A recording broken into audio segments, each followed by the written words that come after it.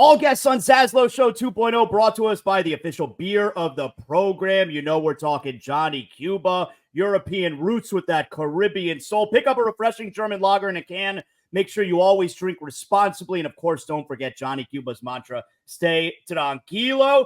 All right, so the college football playoff comes out last night. Miami Hurricanes ranked number 4 by the committee. That makes them number 3 overall because we know how that works when you're one of the conference champions. Joining us now, Andrea Adelson, ESPN.com, college football reporter, covers the ACC. You were at the Canes game this past weekend, all right? And I love the piece. You wrote a really fun piece accompanying the game. Yes, the Canes beat Duke, of course, but I think everyone at this point has noticed Michael Irvin, all-time great Miami Hurricane, is a madman. Like, we've known that down here in South Florida, all right? Hurricanes fans know this. Andrea, have you ever run into a former alum who cares more about his program than Michael Irvin?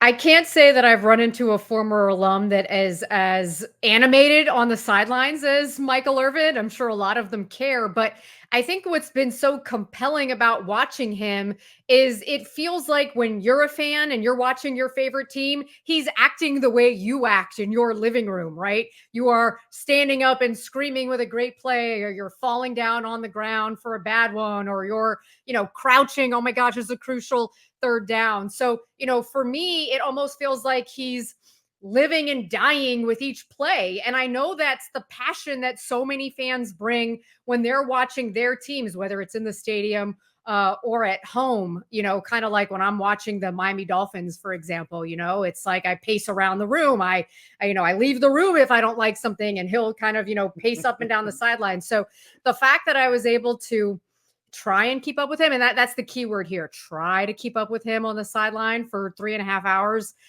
Really fun experience, but also just like a small window into, I think, the passion that all these Canes alums have in seeing Miami now rising back up. So do you let Michael know before the game, hey, Mike, I'm here covering the game, but I'm also kind of following you. I'm going to write about you.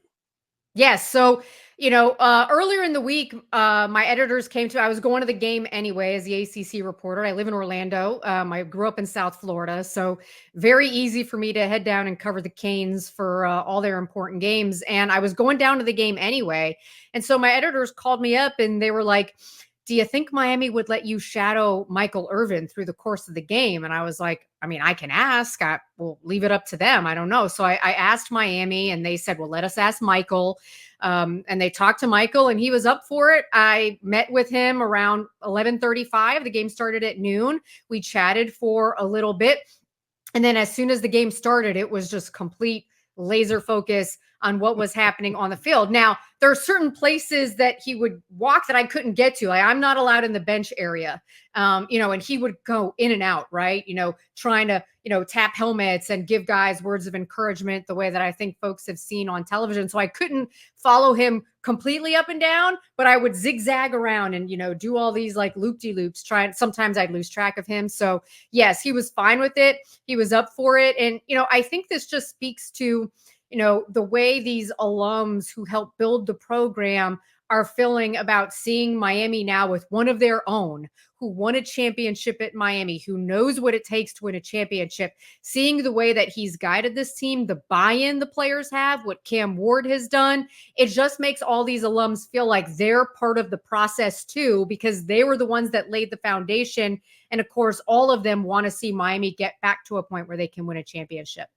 How much do you find the involvement by former alums like Michael Irvin is because they're winning right now compared to this coach, a former player, a former national champion player, is allowing them to be more involved? Yeah, it's a great question. And it's one I asked several of the former players that I spoke to on Saturday. And, Lamar Thomas, who's been at, I think, every single game except the Cal game, said to me they do feel a lot more comfortable and wanted now, particularly on the sideline, because there is a suite that the players can go and watch from upstairs. But the comfort level of being down on the field is something that I think the players are really sensing now with Mario. They're welcome at practice as well. They can come by at any time.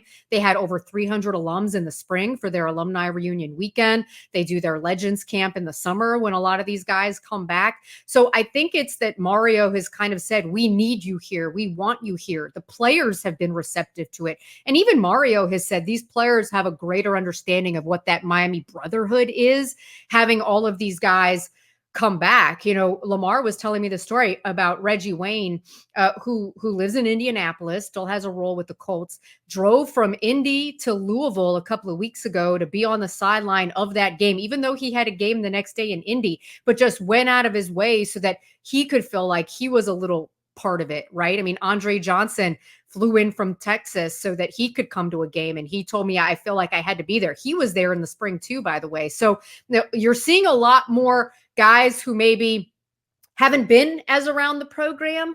Now, Michael Irvin, right? Like he hasn't been this way over the last few years, but it's the winning, but also the accessibility that these guys are feeling now with Mario Cristobal as the head coach. How do you find the players? I mean, certainly in your story, you talk about the players that Xavier Restrepo, great anecdote from him where Michael Irvin told him, after you pass the record, you're the greatest receiver in Canes history. Does it surprise you at all the way that the players, I don't think respect is the right word, but I mean, his NFL career ended 25 years ago, yet they still acknowledge this is a really great player. Well, I think when you're a young man from South Florida, the way that Xavier Restrepo is, and you grew up following and watching the games, and you're a receiver, you're well aware of what that history is at Miami, right? It's Michael Irvin, it's Andre Johnson, Santana Moss, Reggie Wayne. I mean, we could sit here and start going down the list. Lamar Thomas, as I mentioned, all of these guys who helped build the program and get it to a place where it is and was. And particularly for Restrepo, as he's climbed up the record books, you see what those names are. If you've targeted, this is a record that I want, you know exactly what you have to do to go ahead and pass it. But I think it's the same for a lot of the players, whether they're from South Florida or not. There's this history and tradition associated with the University of Miami, not just with winning championships, but also putting guys into the NFL.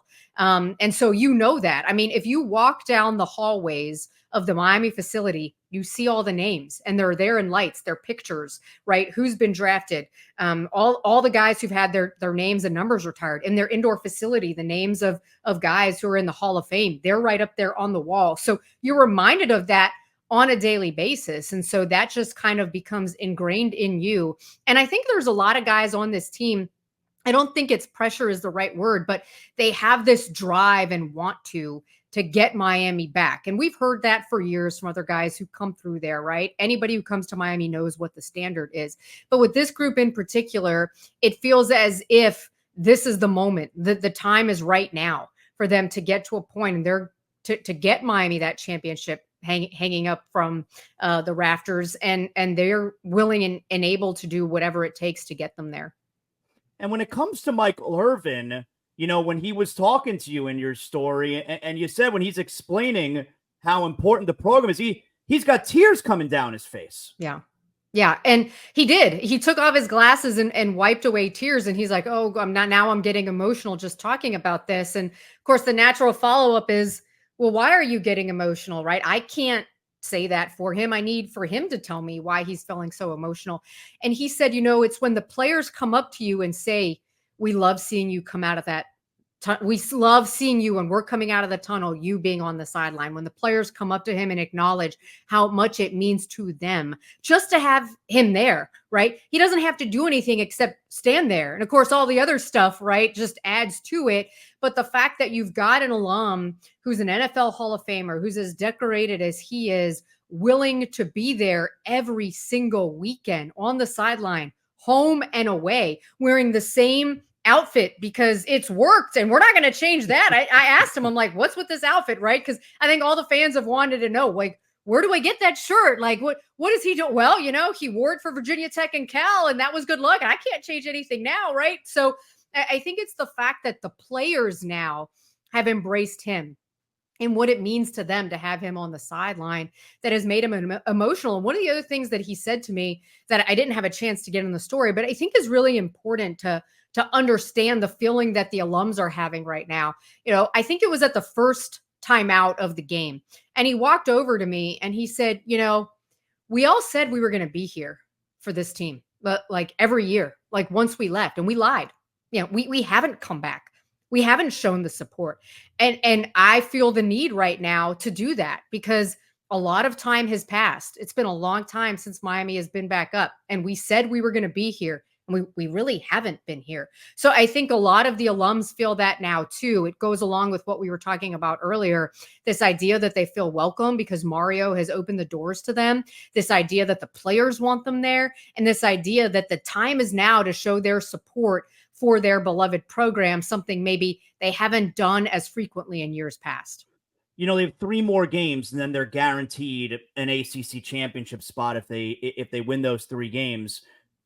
Can we imagine what the Canes sideline could look like next to Michael Irvin if they make that ACC championship game? And we all know if you win that game, you're getting a top 4 spot in the playoff. Well, it's a great question too. And it's one I actually want to ask the ACC because this is going to be a sideline that the ACC now is going to be handing out passes for. And so, I know there are levels of rules that go along with that in terms of how many people are going to be allowed on a sideline. So it's a great question to pose for the ACC because this will no longer be a Miami home game or even, a road game. But certainly I have to expect that all the alums that we've seen and then some, add a whole bunch more who are going to make their way to Charlotte. And it just, is going to feel different than the last couple of ACC championship game appearances for Miami. They went into those games as a heavy underdog against Clemson and weren't really competitive, the last time that they were there. And if Miami gets there, they're going to be a heavy favorite to win that game over, let's say it's going to be SMU. Those are the 2 favorites right now, but they will be the favorite. I mean, they're undefeated right now. They're ranked in the top 4, as you mentioned, in line to get one of those buys. And so as Andre Johnson said to me, winning cures everything, right? Everyone wants to come out and support a winner, but this could be the first ACC championship in school history.